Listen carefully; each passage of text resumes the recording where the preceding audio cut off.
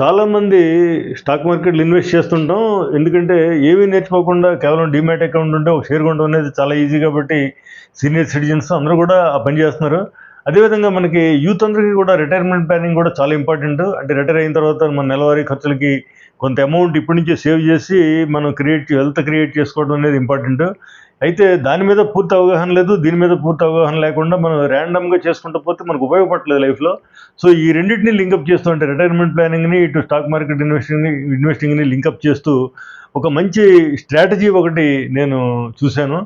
ఆ మంచి స్ట్రాటజీ ఒక సెబీ రీసెర్చ్ జర్నలిస్ట్ రికమెండ్ చేసిన స్ట్రాటజీ కాబట్టి ఆ స్ట్రాటజీ మనం నేర్చుకుంటే మనం లైఫ్లో మనకి భవిష్యత్తులో మనకు కావాల్సిన ఒక రిటైర్మెంట్ కార్పస్ అనే 10 crores మనం క్రియేట్ చేసుకోవడానికి జస్ట్ ఒక 60 లక్షల రూపాయలు అయితే సరిపోతుందని తెలియజేస్తూ ఆ స్ట్రాటజీని మీకు అందరికీ కూడా ఒక లాంగ్ వీడియోలో ఎక్స్ప్లెయిన్ చేశాను.